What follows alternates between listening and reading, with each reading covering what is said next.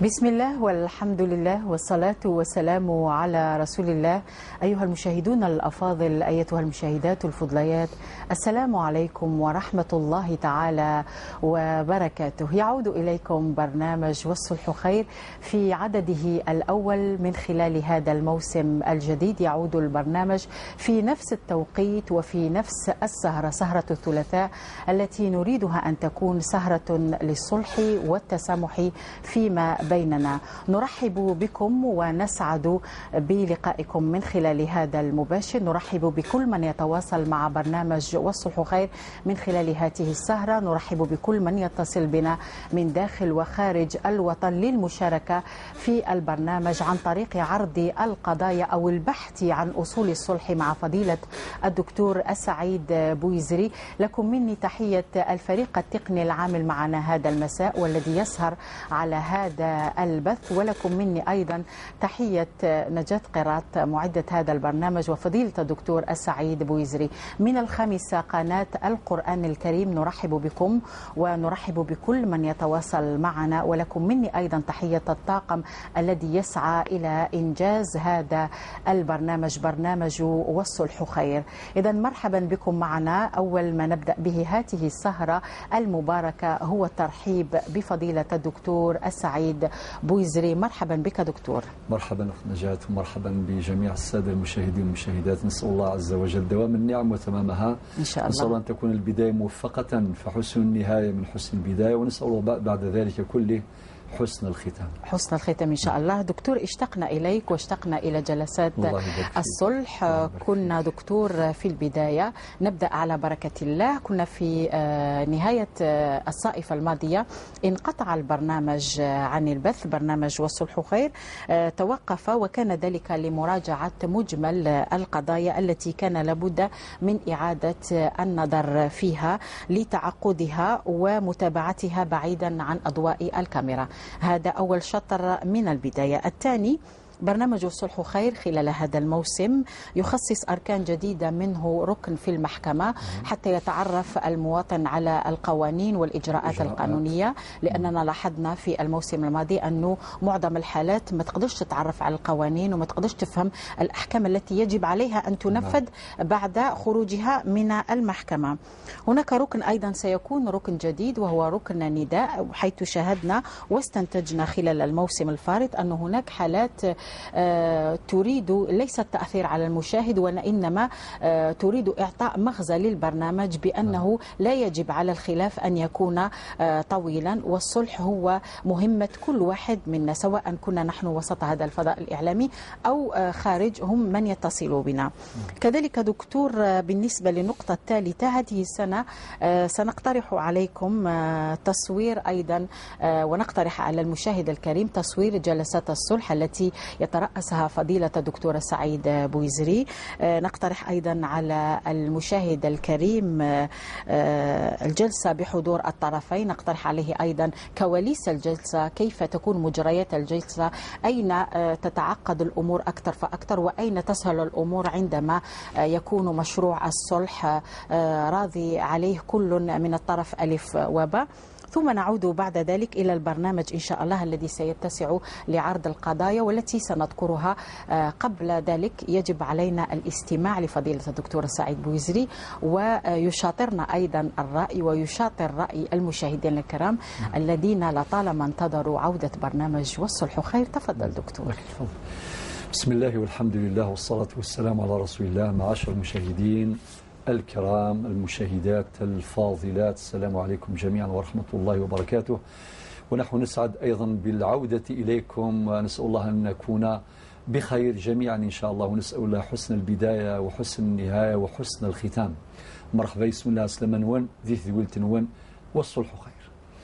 هذا البرنامج الذي اشتاق إليكم أيضا للتفاعل معكم والتواصل معكم والتعاون معكم خدمة للصالح العام، لأن شعار البرنامج والصلح خير، ومن شعاراته الفرعية أيضا أن الصلح صناعة جماعية.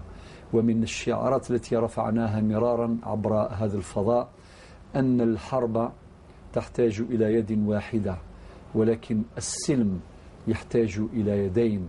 الفتنة تحتاج إلى كلمة واحدة ينطق بها أحد الناس، ولكن السلم والسلام والأمن والأمان يحتاج إلى اجتماع القلوب، إلى اجتماع الوجدان، إلى اجتماع النفوس من أجل إصلاح ذات البين. إذن فالصلح هو عمل جماعي وصناعة جماعية. أما ما ذكرت أختي نجاة بارك الله فيك هذه المقدمة اللطيفة عن أولا فكرة في غاية الأهمية أن البرنامج بعد توقفه لمدة شهور منذ رمضان الماضي 3 شهور تقريبا، فكما قلت فعلا البرنامج تفرغ للنظر في القضايا المعقدة المختلفة، للنظر في هذه القضايا والاقتراب منها عن كثب، بمعنى بعيدا عن أضواء الكاميرات.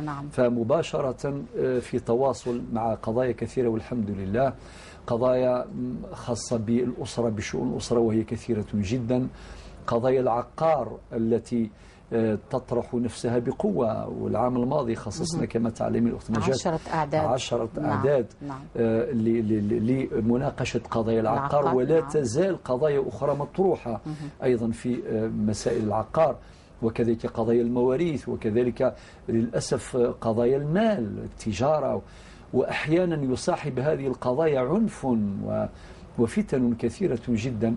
اجتهدنا بقدر الإمكان في حل الكثير والحمد لله من هذه القضايا، والبعض الآخر ينتظر الحل بتعاون الجميع. نتعاون نحن كبرنامج ونتعاون مع فريق البرنامج وكذلك مع أطراف النزاع. أما بالنسبة للركنين الجديدين، ركن في المحكمة مهم جدا، لأنه كما قلت أخت نجاة كثير من القضايا تعرض على مستوى المحاكم وأصحابها ربما لعدم معرفتهم بالإجراءات القانونية المختلفة قد تضيع حقوقهم وقد تطول يعني قضاياهم في أروقة المحاكم بلا حل لمدة طويلة جدا، وهذا يعني يرتب يعني سلبيات كثيرة أو ينتج عن ذلك سلبيات وتراكمات كثيرة جدا. وكذلك هذه النداء، ركن النداء الذي يسمح طبعا بتوجيه نداءات مختلفة من أجل تعاون الجميع، فالمشاهد أيضا يستطيع أن يقدم رؤياه، أن يقدم رؤيته وفكرته، ونتعاون جميعا وإثراء للبرنامج وإيجادا للحلول لهذه القضايا. أما القضايا سوف نتعرض لها بعد حين، يعني أهم القضايا التي ستكون في هذا الموسم إن شاء الله تعالى. إن شاء الله تعالى دكتور. ودائما البرنامج يستند إلى القرآن الكريم والسنة النبوية الشريفة. إذن كنا قد ذكرنا في البداية أنه في برنامج الصلح خير خلال هذا الموسم الجديد هناك مواضيع عديدة سنتطرق إليها بحول الله تعالى في برنامج الصلح خير، منها قضايا العنف، الصلح في الأموال والدماء، نتطرق إلى قضية في غاية الأهمية والخطورة، الجريمة، القتل جراء حوادث المرور، منازعات العمل، التسوية الودية والتسوية القضائية لمنازعات العمل، منازعات التأمينات، دون أن ننسى أيضا القضايا التي تتعلق بالأسرة والخلافات الأسرية التي كنتم قد تابعتموها معنا خلال الموسم الفارط. حلقة اليوم دكتور أو عنوان هذه الحلقة التي نستفتح بها موضوع في غاية الأهمية، وهو عنوانها وأصلحوا ذات بينكم. وقبل ذلك يعني أود أن أقول أن الأمة الإسلامية تتهيأ للاحتفال بالسنة الهجرية الجديدة خلال هذه الأيام القليلة. دكتور، ما تعليقكم؟ نعم، حقيقة تستقبل أمتنا الإسلامية بعد أيام قليلة شهر الله المحرم، شهر الله المحرم، وهو أول الشهور القمرية وهو أول الشهور الهجرية. نعم. لابد من الحديث قليلا عن التاريخ الإسلامي. ذكر الإمام ابن كثير في كتابه الشهير البداية والنهاية، نعم، ذكر اتفاق الصحابة رضوان الله عليهم على اتخاذ الهجرة النبوية بداية للتاريخ الإسلامي في العهد العمري، في عهد عمر الخطاب أو في عهد الدولة العمرية.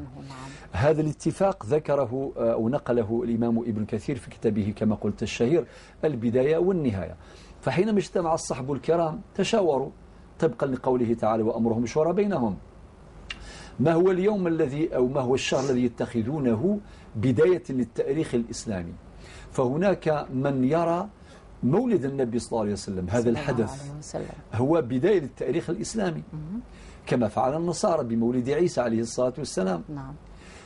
وهناك من اقترح أو من رأى مبعث النبي صلى الله عليه وسلم، يعني يوم بعثته بداية للتاريخ الإسلامي.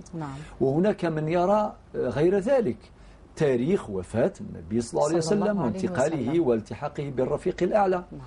اختلفت الرؤى، وهذا إثراء عمل بقوله تعالى وأمرهم شورى بينهم. ولكن استقر رأي الصحابة بناء على اقتراح عمر بن الخطاب رضي الله عنه على اتخاذ الهجرة النبوية بداية للتاريخ الإسلامي، وهذا يحمل عدة دلالات.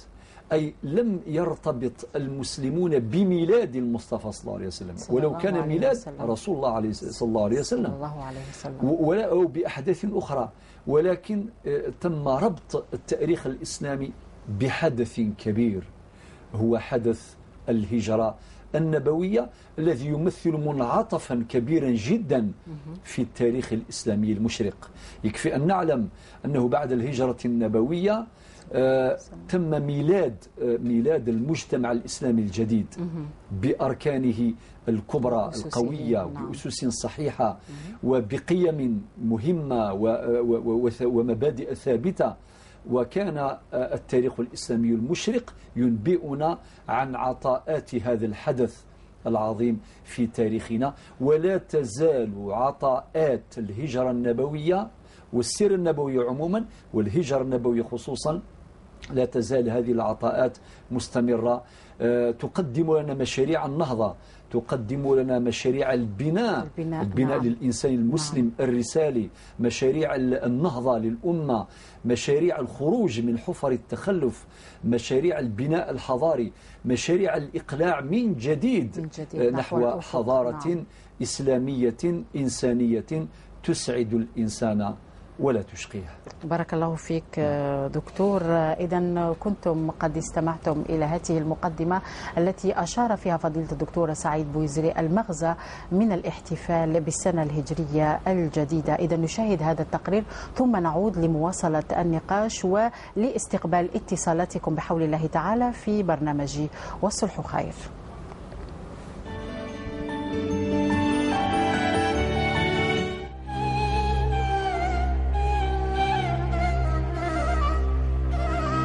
فضل شهر الله المحرم هو شهر عظيم مبارك، وهو أول شهور السنة الهجرية وآخر الأشهر الحرم التي قال فيها تعالى إن عدة الشهور عند الله 12 شهرا في كتاب الله يوم خلق السماوات والأرض منها 4 حرم ذلك الدين القيم فلا تظلموا فيهن أنفسكم. فمن فضل الله تعالى على عباده أن جعل لنا مواسم للطاعات والعبادات، والمسلم الحقيقي هو من جعل هذه المواسم الفاضلة تقربا إلى الله وترك المعاصي وحث النفس على العمل الصالح. الأشهر الحرم هي 4: رجب، ذو القعدة، ذو الحجة، والمحرم. سميت بذلك لعدم حرمتها وحرمة الذنب فيها، وسميت حرما لتحريم القتال فيها. إن الظلم والقتال في الأشهر الحرم أعظم خطيئة ووزرا من الظلم فيما سواها.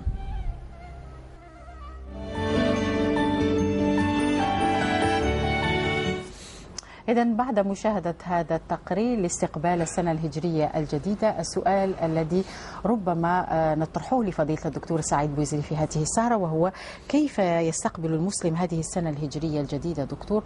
هل هناك مغزى فضيلة الدكتور يترحب به ويفيدنا به ويفيد المشاهد الكريم به؟ تفضل دكتور.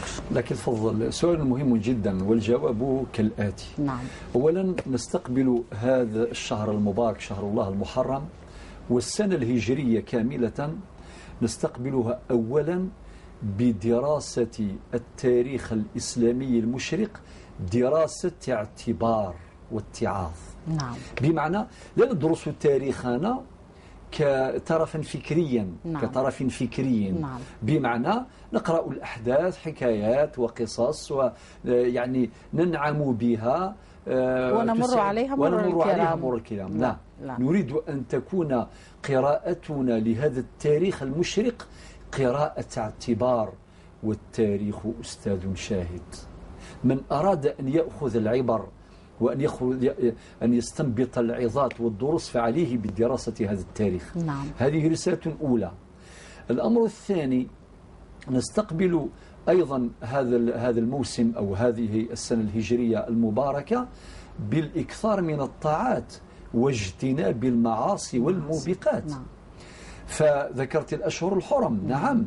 هذه الأشهر الحرم أشهر مباركة، والسنة الهجرية عموما فيها أحداث وارتبطت بها الطاعات والعبادات. يكفي أن نذكر مثلا شهر رمضان. شهر رمضان ارتبط بشهر هجري، بشهر قمري، شهر رمضان الذي أنزل فيه القرآن هكذا. ورمضان أيام معدودات. وكذلك الحج، وهي عبادة أخرى. نعم. عبادة والحج أشهر معلومات. فإذا كان رمضان أياما معدودات فإن نعم. الحج أشهر معلومات. أشهر معلومات. نستقبل عيد الفطر المبارك في أول شوال، في أول شهر، يعني يوم 1 من شوال. ونستقبل عيد الأضحى المبارك كذلك يوم 10 من شهر المحرم، من شهر الله عز وجل. نعم. ذي الحجة. نعم. شهر 10 ذي الحجة. إذن طاعات كثيرة ارتبطت بهذه الأشهر القمرية. نعم. بهذه الأشهر الهجرية. إذن الرسالة الثانية، المسلم سواء كان رجل أو امرأة، صغير أو كبيرة، يجب أن يعقد العزم ويبرم النية على أن يكثر من الطاعات في هذه السنة الهجرية التي نستقبلها بعد أيام. والأمر الثالث، نعم. وهو الأخير، أن نجعل هذه السنة إن شاء الله سنة الصلح. إن شاء الله دكتور. أن نجعل هذه السنة سنة الصلح والمصالحة. نعم. بمعنى اللي راهم ما زالهم في نزاع مهما كانت طبيعة هذا النزاع. نعم. فليبرموا النية، ورب إن شاء الله يساعدهم ويعاونهم باش يتصالحوا. فلنجعل شعار هذه السنة إن شاء الله سنة الصلح والمسامحة والتسامح والمصالحة. نعم. سنة الصلح والمسامحة والتسامح. نعم. بارك الله فيك دكتور.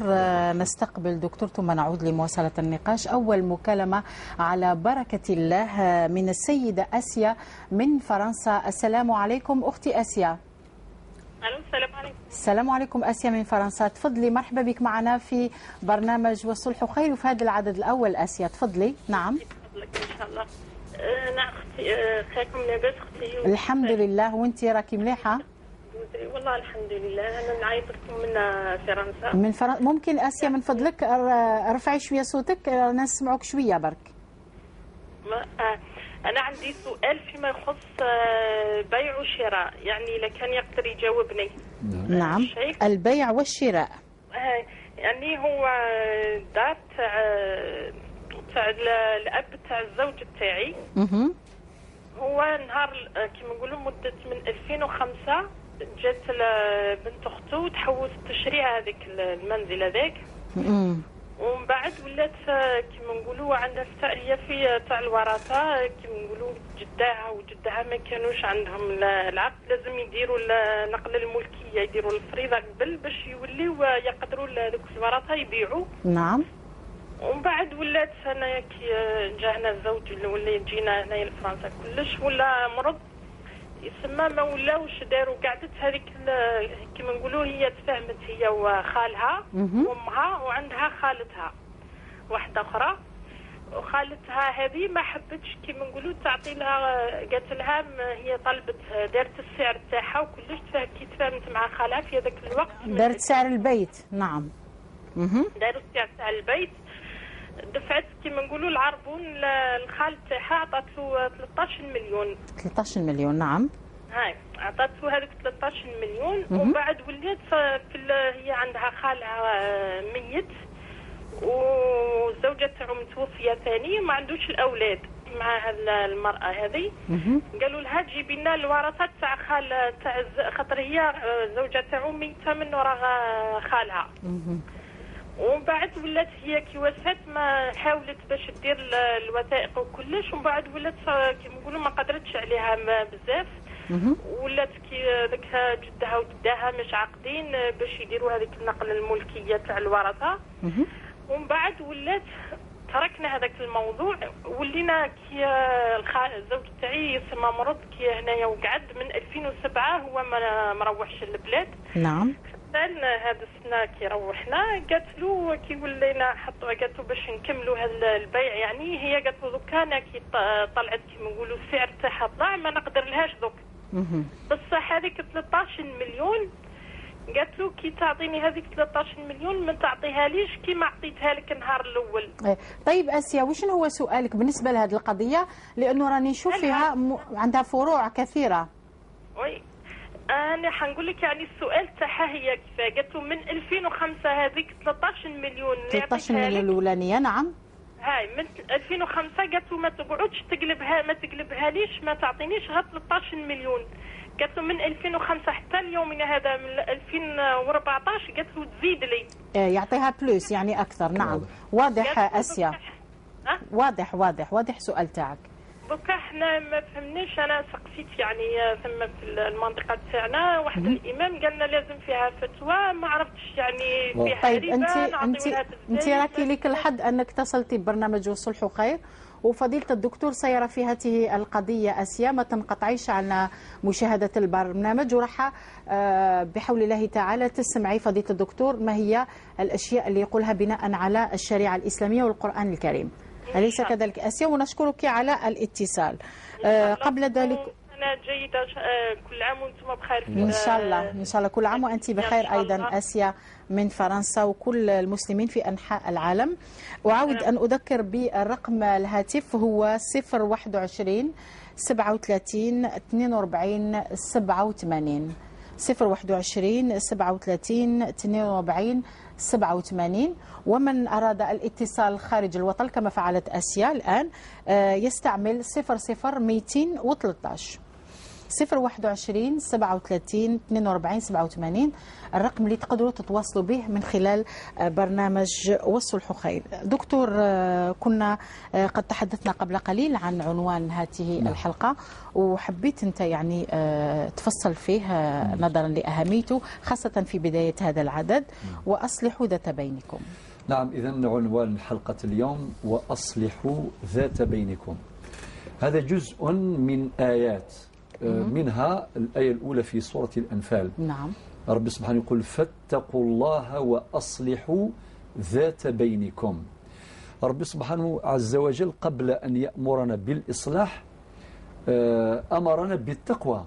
فاتقوا الله وأصلحوا ذات بينكم. نعم.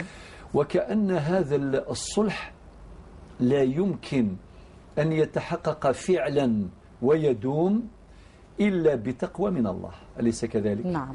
بمعنى اللي خاف ربي يقبل الصلح ويتنازل بطبيعة الحال، لأنه لا يمكن يتحقق الصلح بغير تنازل. بعض الناس وقت نجات يتصور أنه كي يجي مجلس الصلح يجي شروطه، يعني يجيب شروط. نعم. يقول لك أنا نقبل الصلح ولكن أكونديسيون بالشروط. هذا لا يمكن أن يكون صلحا حقيقيا. نعم. الصلح الحقيقي يكون حوار، يكون كل واحد يقدم كما يقول الرؤية نتاعو، لا فيرسيون نتاعو من الألف إلى الياء حقيقة، ويحاول أن يقدم الحجج التي تدعم مطالبه، هذا حر، ولكن لا يعرقل مسيرة الصلح بالشروط، شروط نتاع الشونطاج، يعني شروط تعجيزية أحيانا. لذلك ربي سبحانه فيها حكمة كي قال فاتقوا الله وأصلحوا ذات بينكم. إذن نربطها بأمر التقوى. اللي خاف ربي هو اللي يتنازل. وين يجان إيجنجان، فيه مثل بالقبيلية يقول وين يجان إيجنجان، يعني من أراد النجاة يا الأخت نجاة، من أراد النجاة أنه يخلي من حقه. نعم. ولا يمكن لأحد أن يدعي أنه يملك الحقيقة المطلقة بين يديه. يقول أنا أملك جزءا من الحقيقة وغيري يملك جزء من الحقيقة. وهكذا. الأمر الثاني اللي يخلي الصلح دائم، خاطر نريد الصلح الدائم نعم. ذا تقوى الله. يعني لابد أن تكون تقوى الله مرافقة لنا جميعا. نعم. خاطر بعض الناس أيضا يقبلوا الصلح، يتصالحوا عادي ويتسامحوا ويتسالموا ويمضوا على محضر الصلح، بعد أيام أو شهور أو سنوات تنوض القيرة واحدة أخرى. يعني نقولوا وراه ذاك الصلح لم يلتزموا. لذلك نعم. سبحان الله نفكر ديما نقول يا عجب كيفاش ربي سبحانه قبل أن يأمرنا بالصلح قال فاتقوا الله. وإحنا بالجزائريين نقولوا خاف اللي ما يخافش ربي. نعم. خاف اللي ما يخافش ربي. أقول وين نتساقوا ربي، خاطر وين يتساقوا ربي الفدا ربي دائما يستحضر الله عز وجل في كل زمان وفي كل مكان. لذلك نبينا صلى الله عليه وسلم يقول في الحديث الصحيح، يقول اتق الله حيثما كنت. نعم. يعني وين تكون في كل زمان وفي كل مكان خاف ربي. وبعدين ربي سبحانه قال وأصلحوا ذات بينكم. هذا يعني بالنسبة للآية، والآيات كثيرة. ثم هناك أحاديث النبي صلى الله عليه وسلم اختاروا بعضا منها. الحديث الأول حديث رواه الإمام البيهقي يقول نعم. أفضل الصدقة إصلاح ذات البين. نعم. يعني اللي يبغى يتصدق وهي أفضل الصدقة، طبعا هذا لا يعفينا من الصدقات الأخرى المالية، ولكن هي أيضا أفضل الصدقة إصلاح البين. أختنا جات إذا كان منزل أسرة عندهم أموال، عندهم ملايير، ولكن عايشين في فتنة، هل يحسوا بسر الحياة؟ لا دكتور، لا أظن. حتى ذيك الممتلكات نتاعهم ما يتمتعوش بها، ما تنفعهمش. ما تنفعهمش. عايشين في فتنة، عايشين في هم، عايشين في اضطراب، في مشاكل. لذلك أفضل صدقة تهدى إلى الناس إصلاح ذات البين. وكأن هذا الحديث يرشدنا جميعا باش نساهم في تجذير قيم الصلح وقيم التسامح فينا وفي غيرنا. نعم. في حديث آخر رواه أيضا الإمام الترمذي وصححه، هذاك الحديث ذكرناه مرارا. نعم. النبي عليه الصلاة والسلام كي قال الصحابة ألا أخبركم بأفضل من درجة الصيام والصلاة والصدقة، يقصد يعني نوافل هذه الطاعات. قالوا بلى يا رسول الله. فقال النبي صلى الله عليه وسلم إصلاح ذات البين. إرشاد نبوي من النبي عليه الصلاة والسلام لنا جميعا باش تنصرف جهودنا وعقولنا وأفكارنا إلى إصلاح ذات البين. نعم، ونحن نصلح ذات بيننا دكتور من خلال برنامج والصلح خير، ومن خلال استقبال المكالمات. نستقبل ثاني مكالمة في هذا العدد من ولاية زوزو، السيدة ذهبية. السلام عليكم أختي الكريمة ذهبية. السلام عليكم. مرحبا بك ذهبية في برنامج الصلح خير. السلام عليك سيد وزري. عليكم السلام ورحمة الله. أنا شرف كبير باش نهضر في الخطبة هذه. نعم بارك الله فيك، شكرا. معليش نهضر بقتيلية. تفضلي ذهبية تفضلي.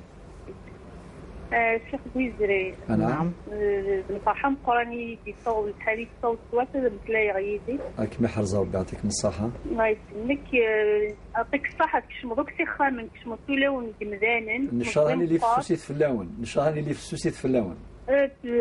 يعطيك الصحة. الله يسلمك. كل تمثال في نفسك، كل تمثال تصير ديني اللي لا سوسيتينا المجتمعنا. سيتو لا سوسيتينا الجيريان. ولا شخان وغربك شي مغارة. ربي الحمد لله. ذيني لاني الدنيا ذيني لاني تعاون ضمن ذاني الوسط. وفين بعد كش ما تمثلت بعد هضره مولا شغيلي في جيلتك اللي وجيلك. بتولى في لاسوسيتي نغوي توقت الحقاقة في جيلتك اللي وجيلن. تتواوتي فام ديفورسي. نعم. بون بعد نتلاقي كاينو. دونك جازي ويموت يعرف ربي في 50 ياكي كش مريض 2 ياكي صمتت تسجل توح قراطات تشوف لي دروين. عندي روح هذا الغالي دروين وسندول لها قليل الطرفين والشرفين وكراوي والفوق صورهم براوي. لا العباد بغانا العون نصح تقول مربي ميويدي ولا ناض ولا ناقوجي اللي شبيت نضربي ما كنضربي ما دير الصمت منين لها ميلان شرا هذيك السوسرنك نعيوني تو ميزون بيت ديريير وغير قرنك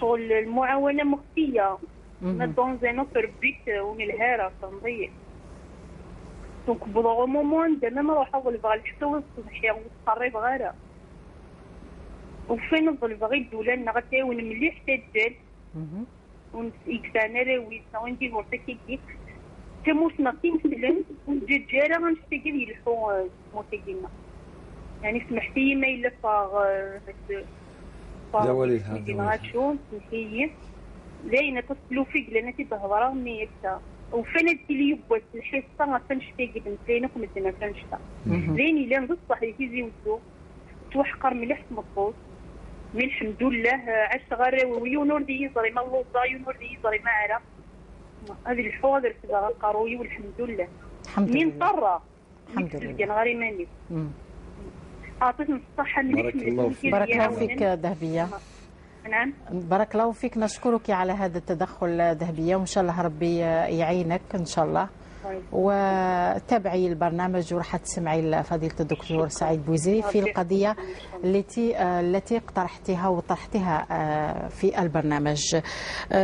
أعاود التذكير بالرقم، نعتذر لأنه لنيميرو اليوم il ne se filtre pas, il y a un problème technique، وإن شاء الله بالنسبة للأسبوع المقبل سنقترح عليكم الرقمين بالنسبة ل 021 37 42 87 هو الرقم اللي تقدروا تتصلوا من خلاله في هذه السهرة 021 37 42 87. تواصلوا مع برنامج والصلح خير من خلال هذا الرقم. سأعاود التذكير بالرقم 021 37 42 87. إذا دكتور نعود للنظر في قضية آسيا من فرنسا، البيع والشراء. ولاحظت دكتور أنه القضية فيها فروع عديدة. نعم. ويعني كانت معقدة كما قلنا في الأول. في بعض الأحيان نتريث باش نشوفوا باللي هذه القضايا فيها بزاف الفروع وفيها بزاف المشاكل أيضا. نعم. البيع والشراء. نعم. يعني سأجيب من خلال هذه القضية وهذه المسألة باش نقدم بعض التوجيهات المهمة جدا في هذا الموضوع. ثم أجيبها عن موضوع العربون وغيرها من المسائل. أولا حينما يموت إنسان، درك نجاوب سونا على القضية والقضايا أخرى مشابهة. كاين ما يسمى بنقل الملكية من المورث الميت المتوفى إلى الورثة الخلفاء. نعم. بمعنى الإنسان في حياته عنده حق التصرف في ممتلكاته العقارية والمنقولات. نعم. يجري كلش راه في حياته مادام عنده عقله لم يحجر عليه، ماهوش محجور عليه، راه بعقله عنده كاع لي كاباسيتي نتاعو، هو اللي يجري كاع لي بيان نتاعو عادي. نعم. يسيرها كيما يشوف في حدود علمه وفهمه للأمور. ولكن بعد وفاته الورثة يديروا أحيانا أخطاء. من هذه الأخطاء قبل ما يقسموا التركة، وطبعا قسمة التركة تحتاج إلى إجراءات. نعم. نعم. درك من هذه الإجراءات أول إجراء الفريضة لازم يديروها عند النوتير، عند الموثق. واحيانا حتى الفريضه كاين فيها دي زوبستاكل، كاين مشاكل كبار اللي تقول له هات الكواط نتاعك شهاده الميلاد ما يجيب لكش. هناك من الورثه من يعرقل استخراج الفريضه. نعم. لسنوات، ما هيش غير لشهور، لسنوات طويله، ويجري ويتعبوا، بعدين يخدموا بعضهم يدوا الكواغط حتى يموتوا الكواط هذوك، وبعدين يعاودوا في عرقله. واغتنم فرصة باش نوجه رسالة نقول إلى جميع الورثة، نقول اتقوا الله. يا أخي درنا اليوم بديناها بتقوى الله. اتقوا الله، لا تعرقلوا إجراءات تحرير الفريضة الشرعية عند الموثق ولا عند النوتير. هكذا.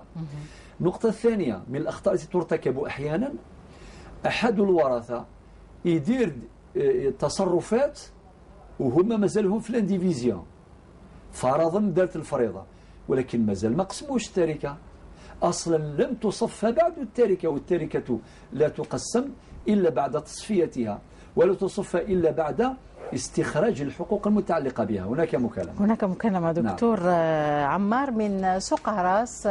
السلام عليكم، ثم نعود إلى أسيا من فرنسا. السلام عليكم سيد عمار. نعم، مرحبا بك سيد عمار معنا في برنامج الصلح خير. الله يبارك فيك. كيف حالك يا عمار؟ وش رايك؟ والله يا نعمة، وأحيي كامل طاقم السهر عن هذه القناة، وإحنا رانا فرحين. بارك الله فيك. رجعتوا للبرنامج، الله يوفقكم إن شاء الله. ربي يوفقك. والتدخل تاعي بسيط. نعم. هو كما يقولوا كل بنو آدم خطاء وخير الخطاؤون التوابون. نعم. ساعة والواحد يتناقش مع واحد وكي يروح لدارو مثلا يندم، غدوه يدير له جماعه ويقول له يا فلان امصر ووقع نقاش صغير، نصالحوا ورانا احباب ورانا جيران على وجه رب العالمين. كما نعم. كان في المقدمه فضيله الدكتور بويزري يقول لك نصالحوا بشروطات. تلقي السيد هذاك يقول له يا ولدي واش من شروطات؟ انا غلطت في حقك مثلا، قست يدي ولا قلت لك كلمه ماشي مليحه، سامحني لوجه الله. تلقى هذا السيد هذا متعنت وتدخل القضايا العداله، وهذه شهاده لله. نعم. وقعت هذا اليوم، وانما واش كاين في الشهاده هذه؟ نعم. كاين قضاة ما شاء الله كي تدخل القضيه للعداله ولا غير كاين قضاة يدي سينوجي ما بين الضحيه والمتهم والشهود، وارفع يدك اقسم اقول الحق. والله غير القاضي هذا يسعى كل باش يقدروا يجري القضيه اسبوع الى اسبوعين الى 3 اسبوعات ويخرج بالحقيقه. نعم. ويعطي كل واحد يعطيه حقه. وانا احيي القضاة اللي راهم قاعدين يسهروا على مشاكل هذه تاع الصلح اللي ما تمش مثلا بين الجيران وبين المسؤولين. نعم. والمواطنين. احيي بدور القضاة اللي قاعدين يسهروا ويعطيوا لكل واحد الحق نتاعو. نعم. اللي مدان يحكموا بالادانه نتاعو ولا بريء يصرحوا بالبراءه نتاعو. بارك الله فيكم وربي يثبتكم ان شاء الله. وفيك بركه سيد عمار، نشكرك على هذا التدخل عمار من سقهراس، وعن اهميه يعني ودور القضاة في فك النزاعات داخل المحاكم. دكتور نعود الى اسيا من فرنسا. الشطر الاول من الاجابه. نعم. النقطه الثانيه يتعلق بتصرف بعض الورثه او احد الورثه في التركه قبل قسمتها. نعم. فرضا دارت خلاص. واضح. نعم. ولكن مازال ما قسموش التركه. وقبل ما يقسموا التركه لازم يكون حقوق متعلقه بها. من هذه الحقوق سداد الديون. نعم. لا تركه الا بعد سداد الديون او تسديد الديون. نعم. يعني ممكن هذاك اللي مات عنده ليدات. نعم. نقسموا التركه قبل ما نخرجوا ليدات، لازم نخلصوا الديون نتاعو. والنبي صلى الله عليه وسلم يقول نفس المؤمن معلقه بدينه حتى يقضى عنه. سبحان الله. سبحان الله. حتى لو كان شهيدا. نعم. حتى يكون واحد يموت شهيد في سبيل الله لازم يخلصوا ديونه. نعم. هو يحصل يعني يكون عنده مشاكل. على بها دائما مر الوفاه يسالوا يقولوا اسكو هذا السيد اللي توفى ولا السيده خلى ديون. عليك نور. بارك الله فيك. كاين يديروها في المقبره بعد الدفن. بارك الله فيك. الله يفكرك بالشهاده. نعم. يعني كاين اناس وبعضهم يعتقدوا بلي ماشي مليحه ولا اخره، هي مليحه جدا. كي يدفنوا هذاك الميت ينطق يتحدث. نعم. اما باباه ولا اخوه ولا وليده، يقول يا ناس هذا اللي دفناه درك عنده عائله، رانا اولاده ولا خوته ولا. نعم. اللي يسالوا دراهم رانا هنا. اللي عنده مساله معاه رانا هنا.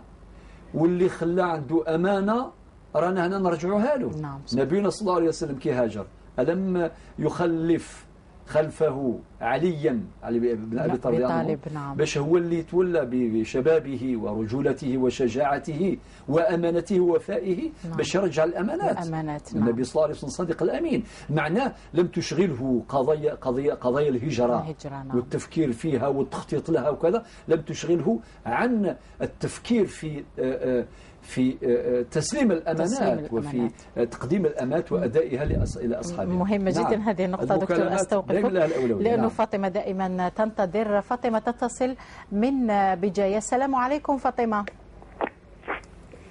السلام عليكم. مرحبا بك فاطمة من بجاية. لا من فضلك ما نعرفش العربية. تفضلي تكلمي مع دكتور بويزري بالأمازيغية. تفضلي. السلام عليكم. السلام ورحمة الله وبركاته. أنا عم الشيخ بغي غير يون السؤال. نعم. نعم. ساقي تمغى في كما سنيك تما سنيك ساعه شي طوحي صرديين تمغرة نعم. وديك 5 يد انت ومن بعد نسعى يوث تفغز ديما صعوصات. سمعت دكتور؟ صعوصات ومن بعد تنيك ما تشي الحرام يعني الحقيقه لا. اسمحي كان يمام ساعتي 30 اكا سي كونتريس ضي سخن يو سي سيست فغد كونترا يما سكا اها يلا تبغى يما يقيس نتعاوني مثلا تبغى ما نفرق ما تشد الحرام تعوق شحال هيك المهم اللي تلا راو نجمه مشمينين غراو نجمه سنساف راوني كما غير راون ميس جانت باندونين تقدرنا راه كلشي لا وراون ميس وتقدرنا راه يما ما كان راون ميس وتقدرنا راه نسد واقي كان يسعى ومن بعد نروح نجانتي مانيس وكلشي لا سقسيت ورا ما سنتفك هكا كيف غادي نسيت ورا في الليمانيس ورا تروحوا في السيس تعوق ما داوي الحقيس تبغى تفرقي الى مغاريس. نعم. ما تدوموندي غير الى مغاريس. واضح دكتورنا؟ واضح. دويلا نميس ايلا نميس ديجا تسمى يروح. او دويلا نميس. نعم واضح. ارحم والديك يا شيخ. الله يسلمك. يسلمك. نشكرك فاطمه على الاتصال من بجايه فاطمه. دكتور اذا نعود الى اسيا من فرنسا. نعم. علاش ذكرت هذه نتاع الديون بعد الوفاه. نعم. ديون قلت اذا هذا كينوض يتكلم قدام الناس قال لي يشجعهم وكان ما يقولش هذا الكلام. ممكن واحد يسال له دراهم مثلا. نعم. وما عندوش وثيقه ما عندوش اعتراف بالدين على المستوى الموثق ما كانش شهود يحشم يقول كل كان نروح لهم ممكن ما يصدقونيش ممكن يتهموني بالكذب ممكن أليس كذلك. نعم. هذا الكلام يشجع وفي نفس الوقت جدادنا علاش يقول هذا الكلام باش يقولنا بالكلمة أمانة. الكلمة أمانة. مسؤولية. نعم. وأمانة. نعم. وكانت العقود تبرم بالكلمة. نعم. مصداقا لقوله تعالى في القرآن الكريم ما يلفظ من قول إلا لديه رقيب عتيد. يعني من طل الميت قد ينتقيون يكير وقال يحضر عند الجنازة هذا سنيني ونسيت سلاسم تغاوسا قليه الأقلاغ ذا وين يجان غرس لمنا قلاغ ذا تساقيد الفهمة تساقيد تسير ركزة تساقيد تساكن لمن يمذانا باش أوال يسعى أزال سيسي خدم المدنا وها ربي أشوف غاو ذي غاتسافتني قارن أو ها ربي أديوغال يونواس أديوغال ووال أدي يسعو أزال. أمر آخر هنا إذن شوف تقديم عربون 13 مليون في 2005. نعم. في 2005 طيب ذكرت بعض المشكلات بعض التعقيدات طبيعي لأنه الطريق اللي تبعوه ماشي هكذا. نعم. يعني كاين طريق اللي توصل كاين طريق ما توصلش. نعم. يكون دي زابستاكل واحد يعترض وما يجيش وما يهدرش وما يقدمش وثائق سي نورمال مثل هذه الأمور لن تتحقق. لأنه لماذا؟ لأنه نقل الملكية إجراء نقل الملكية من المورث المتوفى إلى الورثة الخلفاء. علاش يقول نقل الملكية؟ خاطر اللي مات عنده خلفاء. شكون خلفاء؟ هما لي زيريتي هما الورثة نتاعو. هذه العملية جوريديكمون لم تتم قانونيا لم تتم. لذلك التصرف في العقارات صعب وباش ينقل الملكية حصر يعني فيه إجراءات. نعم. أما أنه واحد يبيع السكنة ولا كيما منزل وهو عقار لا يخضع لشروط قانونية في نقل العقار. نعم. الرسمية. نعم. وهذا الرسمية تقتضي وتستلزم شروطا معينة وقد أكدنا على هذا في العام الماضي حينما تحدثنا في قضايا العقار. تحدثنا عن العقود العرفية والعقود الرسمية وكذا كل هذا الكلام ذكرناه في العام الماضي إن شاء الله تعالى. ولكن الآن هاو الإشكال البيع ما تمش. 13 مليون اللي قدموها في 2005 اللي قدمها قال لازم ما تعطيوليش 13 مليون رانا في 2014 يعني السعر ارتفع دكتور. طبعا اولا ديجا ذاك السكنه القيمه نتاعها ارتفعت باش يشيروها الان اذا كانت تسوى مثلا في 2500 400 مليون دروك بالك مليار وكذا اليس كذلك. نعم. نفس الشيء بالنسبه لهذا المبلغ 13 مليون سنتيم في 2005 الان ما عندهاش نفس القدرة الشرائية. نعم. ما عندهاش نفس القدرة الشرائية. إذن ما هو الحل؟ نشوفوا 13 مليون هذه في 2005 أشحال قيمتها بالذهب. بالذهب. نعم. والذهب ثابت.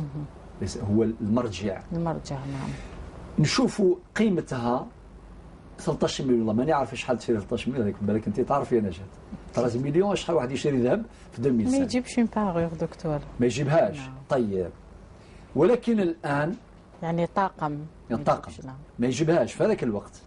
يعني يقدر يمسح ماشي بالطريقه يعني اللي يحبل تكون سوليد ومليحه. نعم. المهم ربما حاجه من نوعيه يعني اقل او نعم. بالجوده اقل. لا بلا ما ندخل في التفاصيل. المهم كحل شرعي يشوفوا القيمه نتاع 13 مليون في هذاك الوقت في الذهب. نعم. الان شوفوا ما يقابل ذلك الذهب بالدينار.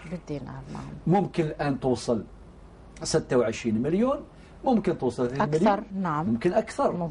لذلك هذا حل شرعي فاعل سليم. نعم. علاش قلت هذا الكلام؟ لأن بعض الناس يقول بلي هذا ربا إلى آخره. لا ماشي ربا هذه. ونتمناو ربما هذا الأمر يأتي في يوم من الأيام. كي نتكلموا عن قضايا الأموال سوف تأتي في هذا الموسم إن شاء الله تعالى. نوضح هذه المسألة بدقة باش الإخوة والأخوات يرفع عنهم الحرج، باش كل واحد يأخذ حقه كما يجب شرعا. ربما هناك دكتور اتصال من تيزي وزو من سيد أحمد. السلام عليكم سيد أحمد. ما زلنا معنا أحمد سفيان. السلام عليكم أخي الكريم. من تيزي وزو سيد أحمد. السلام عليكم. يا سي أحمد وين راك؟ السلام عليكم. إذا كان عود الاتصال ذكرني به سفيان. شكرا جزيلا. إذا في انتظار السيد أحمد من تيزي وزو. دكتور ذهبية من تيزي وزو. نعم. فهمت أنه تحدثت على الأرملة. نعم. الأرملة. نعم دكتور تفضل. إن شاء الله نقول أولا الأخت ذهبية من تيزي وزو تحدثت عن أمر مهم ومحزن. يعني وزن الأرملة في المجتمع. فهمت شوية دكتور. للأسف هناك من ينظر إلى الأرملة واليتامى مكالمة. مكالمة دكتور. سنعود إليك ذهبية من تيزي وزو. نأخذ اتصال من فرنسا. السيد مسعود. السلام عليكم أخي الكريم. السلام عليكم أخت نجاة. مرحبا بك سيدي الكريم. ربما يعرفني الأخ بوزري اللي كنت دخلت في واحد الحصة تاع أخويا اللي دالي 40 مليون والأمور الأخرى اللي صارت لي في الجزائر. نعم. بالنسبة للسكن. بالنسبة للسكن. ما ماناش فيت عليك سي مسعود. بصح أنا حبيت ندخل في واحد الموضوع آخر. نعم تفضل. شوفي والله العظيم شيء يرثى له في الجزائر الآن. نعم. شيء عجيب مانيش عارف الرجولة تاع الجزائريين وين راحت والأمور هذه وين راحت. المشكل هو نعم. هو المشكل أنني هبطت في هذه الخطرة هبطت للجزائر. نعم. وعدتهم بأن نهبط للجزائر. كي هبطت للجزائر تلاقيت بالصدفة أنني جيت رايح لدارنا دار بويا اللي رايح ليها اللي خلاها لي بويا. نلقى خويا يستناني عند الباب. انا ووليدي الكبير يقول لي وراك رايح. هذه راهي دار يكتبها لي بابا باسمي انايا وانت ما تسالش فيها. عاودت وليت ديريكت مباشره. هزيت الباخره وعاودت وليت مباشره. يعني الناس مانيش عارف الان وين راهي رايحه. مانيش عارف وين راهي بالامور تاعهم هذه وين راهي. انا نقول حاجه واحده حسبي الله ونعم الوكيل بالامور الناس هذه الجزائريين. مانيش عارف الامور اللي راهم يديروا فيها الان دركي هذه. واحد ياكلوا له في دراهم، واحد يحاودوا فيه، واحد يديروا له هكذا، واحد يسرقوا له فيه هكذا. سيد مسعود الطبيعه الجزائريه كانت مش هكذا. ما كانش في والدينا كنا ناكلوا راس بصله وناكلوا خبزه بصح نحمدوا في ربي. سيد مسعود المال كاين والناس جهلت ولا الجهل عم الجهل كاين الجهل. نعم سيد مسعود من فضلك راك زعفان بزاف راك باين. ماني زعفان والله ماني زعفان. انا جيت هابط باش نروح لدارنا نتلاقى مشكل يقول لي وراك رايح هذه دار طيب. اكتبها لي. طيب سيد مسعود، بأي حق ما يخليكش تدخل دار الوالد ديالك؟ بأي حق؟ عنده وثيقة؟ كتبت الباب والله ما دخلت الباب. عاود دير دومي تور لفرنسا في ذاك اليوم. تولي دومي تور من الباب من الغيظ هذاك والزعاف والسكر. لا انا راني في مشكل بلي جيت هنا لفرنسا مانيش نخرج من دارنا، مانيش نخرج من دار. صارت له صدمة. طيب سيد مسعود، في الحقيقة عن هذا زاد دار الشاك، جبد لي دراهم، جبد لي 20، جبد راح طلب شاك من البوسطة بالسيناتور تاعي انايا بلا ما سنيت له. كي بعثوا له الشاك ولا يجبد كل يوم 500 500 500 500 حتى يجبد لي كامل دراهمي. خوك الكبير هذا سي مسعود؟ خويا اقل مني وحاج يعرف ربي ويصلي ويصلي ويعرف ربي خير مني. طيب سي مسعود، تقدر تخلينا رقم التليفون تاعك تخليه لسفيان ولا لسيد احمد ولا الامين، وهم امناء يعني دائما يعطونا الارقام الهاتفيه، وربما الدكتور سعيد بوزيري يعاود يتصل بك، لك راك في حاله ربي عالم بك.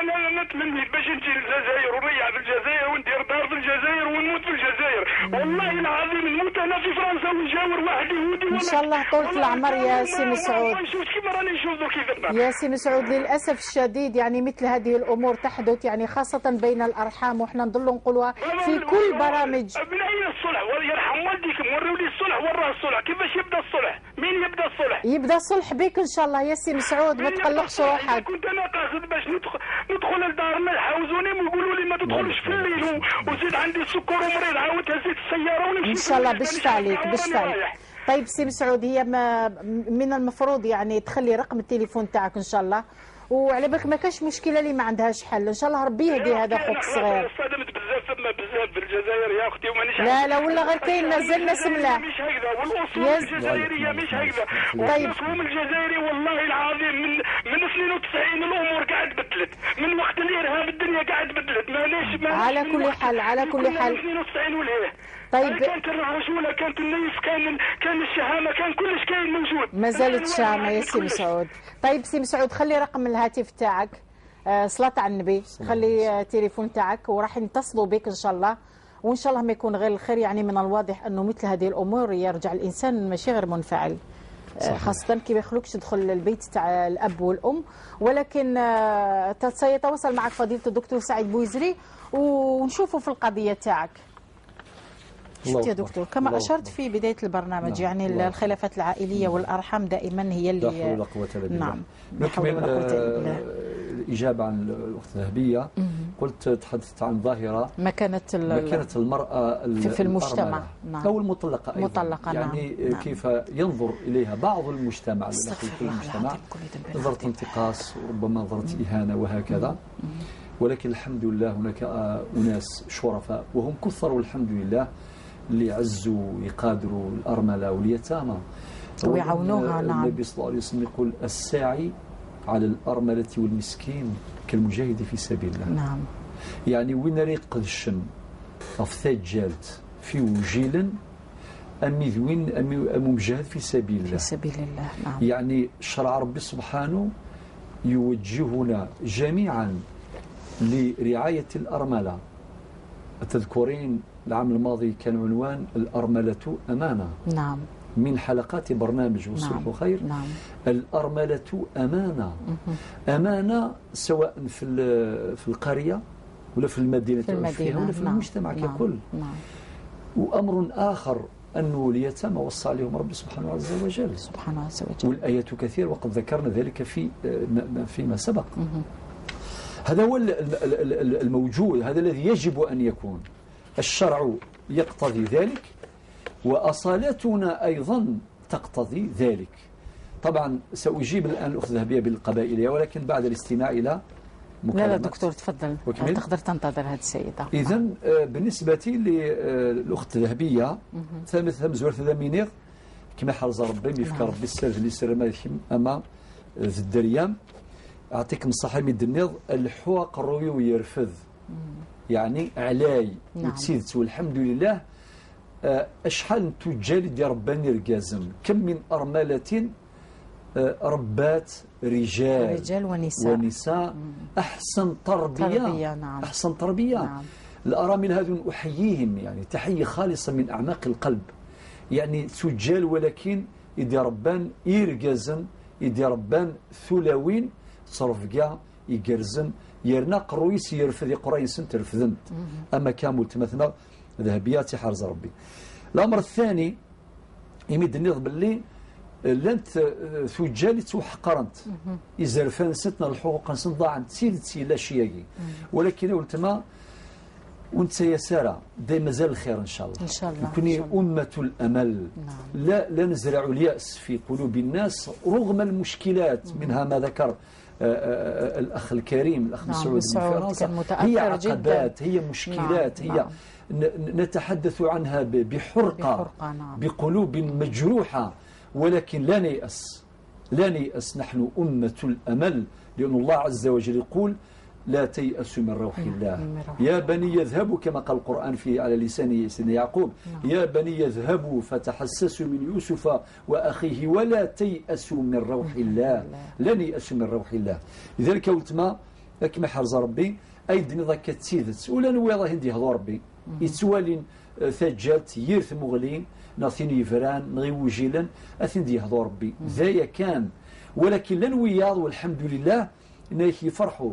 بعض الناس يفرحوا كي يشوفوا أرملة واليتامى يقول لك يا ربي الحمد لله ربي جامه بلي باش نقوم بهم باش نفرحهم ويا سعد اللي يفرح الأرملة واللي يفرح اليتيم كيما تفرحهم ربي يفرحك أما السعد بين يصفرحن ثجالت ويصفرحن يقدشن في اللاسنت والحمد لله نكوني بعد كان الاستقلال أشحال قرقاز الله يبارك يقدشن في ثجال أذ خامن سنة جن الدريان سن ولكن الزوير دي ثجلتني الزوير ذقوجي مني الحمد لله نسعى يعني أطاس بوجاد يغدف كان دروس ذي مقارن واقعيا ماشي نظريا ماشي ذوال كان لا تيوري يجب ينبغي عمليا قد شن سبول يصفان الحمد لله رب العالمين. ذلك قلت ما وإذا ثجلت يعني أمولت مثلا ذهبية في الحوق رويس يرفذ سيدي ربي يصريتك من ربي اللي يسر بيك وإن شاء الله يوكتي قدام مخميني وإن شاء الله الدريان ون إن شاء الله ذكر دي العز دي الحرمة أثني جعل ربي إن شاء الله من أعلام الهدى وأثني جعل ربي إن شاء الله ذا ذروم نقارن استقبيليث أثني جعل ربي ذا ذروم يسرويا ونغروم يسرويا سنغروم يفعل في اللسن في اللون لهمهم إن شاء الله. وما إلا في اقتراح حصة يعني خاصة إن شاء الله ستكون إن شاء الله بعد الحلقات سنعود مرة أخرى إلى الأرملة ونعالجه معالجة أخرى نعم. ربما معي فتيحة من برج بعرريج أليس كذلك سفيان؟ ما زالها فتيحة السلام عليكم أختي الكريمة. وعليكم السلام مرحبا بك. الأولى نشكركم بالعودة إن شاء الله بارك الله فيك. والحاجة الثانية أنا يعني أول مرة نتصل بحصة وصل خير ولكن تبع دائما يعني متتبعة وفية.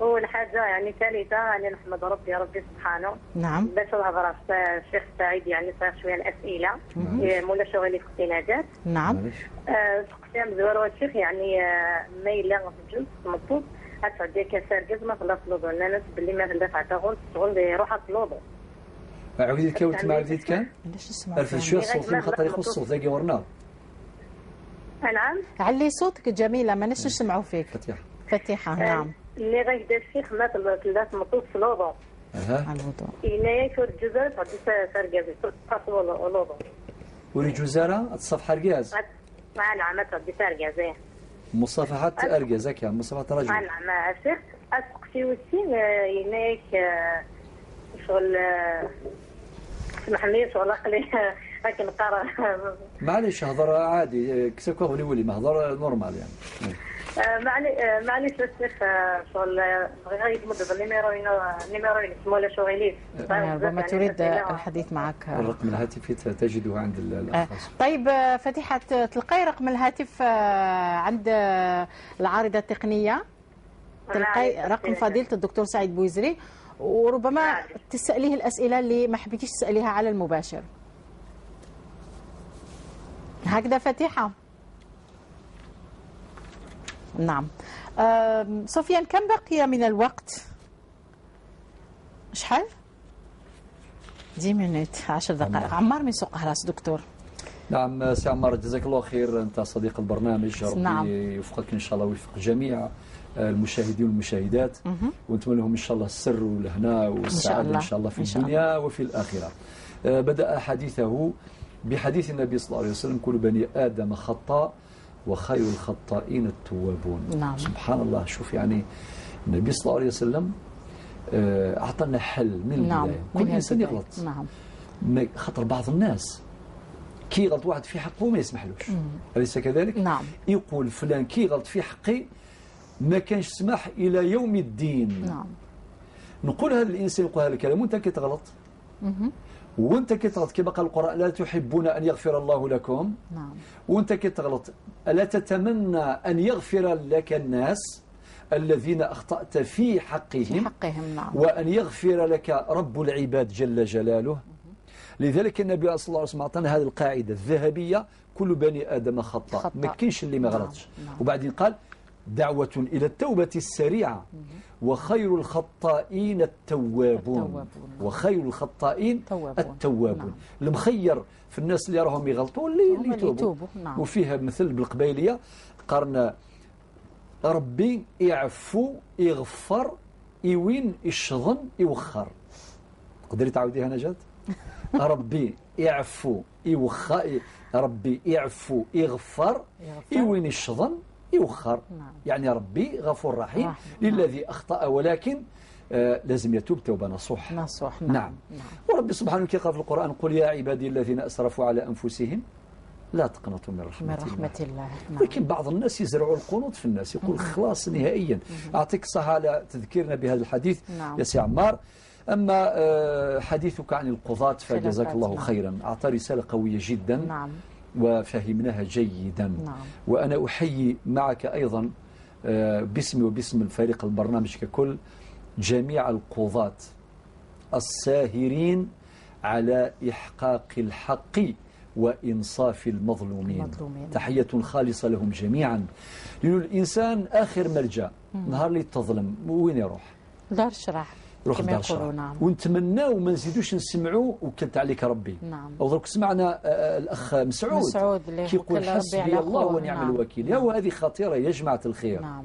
يلي راهم يظلموا ياكلوا حقوق الناس، أو كي يقول لك هذاك المظلوم هذاك المحقور كي يقول لك وكلت عليك ربي. نعم. وكل غاك ربي. نعم. حسبي الله ونعم الوكيل. هذه كارثة عليك. لذلك لابد أن تتوب سريعا. ونبينا صلى الله عليه وسلم ينبهنا، وخاصة ينبه الظالمين، يقول: اتق دعوة المظلوم فليس بينها وبين الله حجاب. اللي يكون مظلوم يرفد يديه لربي سبحانه، وربي سيستجيب. نعم. لذلك الحد الأدنى الذي يربطنا جميعا أن لا يكون الظلم فيما بينه، وإذا حصل لابد أن نتراجع ولابد أن نتوب فورا. إذن أحيي جميع القضاة اللي راهم يخدموا في العدالة الجزائرية، الذين يسهرون على إحقاق الحق والذين ينصفون المظلومين. وكل إنسان عنده قضية بعد ذلك حينما يلجأ إلى القضاء ويجد هذه الأحكام العادلة يرتاح ويطمئن ولا يخاف. هذا هو يعني رسالة فقط ثمنت ما قال أخي عمار. جزاه الله خيرا. فاطمة بجاية دكتور، السؤال الأول. نعم. بالنسبة للسؤال تاعك الأخت فاطمة، الجواب: ثورة إمام أهل ترى سنط باللي أرى ونميس وتتقادرنا ولاد وليدها ما يحترموهاش. هذه ثاني أيضا خلل في الحقيقة. نعم. أضم صوتي إلى واش قال الأخ مسعود. نعم. هناك قيم اهتزت في المجتمع، انقلبت تماما. نعم. نقارس قبيليث يغال قلمون صدارا، في انقلاب. هناك دي فالور تكسرت. هذا المثلش على يحبوه العجايز يا دكتور، يحبوه العجايز لأنه أصيل. نعم. يعني صادر نابع من أصالتنا. نعم. القيم والمبادئ باش نعيشوا. يعني إذا كان راحت القيم راح الحياء والقدر والاحترام والحشمة والطاعة. نعم. إذن أولاد الابن ما يحترموش جدتهم. يعني نعم. كارثة. ولا طغيان الأمور الماديات. دراهم إذا كان جدة عندها بونسيون، عندها منحة، نتاع الجزائر ومن هي من الخارج وكذا يحبوها كامل ويحيطون بها، واحد يقولها حبوا جيدة يدوروا بها كي نحل. نعم. أما إذا كان مسكينة ما عندها بونسيون ما عندها والو، كل واحد يقول خاطيني، تقول جيبوا لي كاس ما كانش اللي يجيب لها، تقول جيبوا لي دواء ما كانش، ديوني عند الطبيب ما كانش، ديوني نزور فلان ما كانش. هذه كارثة. الآن باختصار أولتما فاطمة شامينير ذين يقرح لون تسيدت ذين يجرح ثسا مدفض الدريا ومقارنة قبيلي ثسا مس قرنس ثسا أمر ذي الفغي أذحم الجيدة السن وتقدران وسلم الفوق الروس واستغناوال، ولكن الله غالب إلى وان دا يوالق المنصدار، ولكن الخير مازال إن شاء الله يثموسنا يثمتنا يثوشوا لنا. هل ترى نطالب ساعة الحق تظلم ساعة الحق أولتما أتظلم. أما ذي الحق برقازيس يعني أين دي جاور قازيس أتسوى موريس أتسوى الحقيس. أما كنت ساعة الحق أتورث يعني الميراث دي جميس. نعم. أين سير قازيس تسوي ثيس 8 مادام ساعة الدرية أين يتيم ثيس 8 ما إلا أرميس مادام ساعة الدرية أتورث ثيس ميراثها السدس مما ترك. نعم.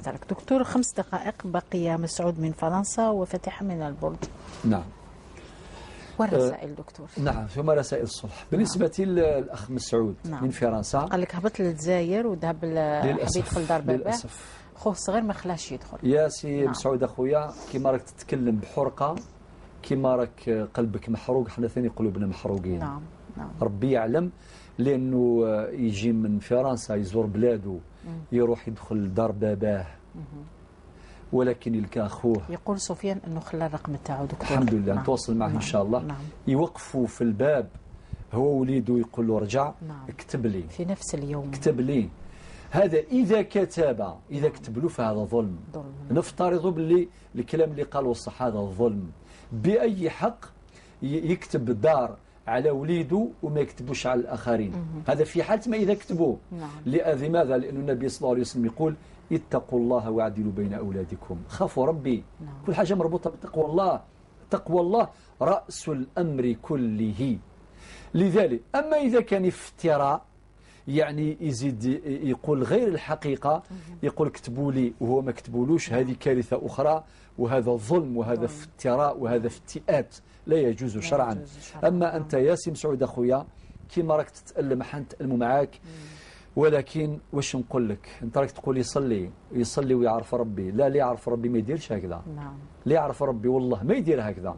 المفروض يقول لك مرحبا بك يا خويا، العسلامة، يرحب بك بقلبه ويفتح لك باب القلب نتاعو قبل ما يفتح لك باب الدار اللي انت تسال فيه. ثم أن الصلاة ربي سبحانه يقول إن الصلاة تنهى عن الفحشاء والمنكر. واش من الفايدة نتاع الصلاة اللي مولاها ما تمروش بالمعروف وما تنهاش على المنكر، ما توقفوش عن هذه المظالم. نقول يا سي مسعود أخويا ما تيأسش من روح الله. هذا واش نقدر نقول لك. ربي إن شاء الله يحقق أمالك، ربي سترك، وإن شاء الله ربي يفتح لك ويشفع عليها. أسأل الله أن يفتح لك أبواب الرحمة، ويجي نهار إن شاء الله يكون عندك دار في الجزائر في بلادك، وتعيش في الجزائر بطولة العمر مع صلاح العمل، وتدفن في الجزائر كما كنت تتمنى. فلا تيأس يا أخي مسعود. أما أختي فتيحة دقيقتين فقط. نعم. أولا بالنسبة للوضوء لا يفسد الوضوء، لأنه فيه تفاصيل فقهية، هذه محلها على كل حال في حصة هل سألوا.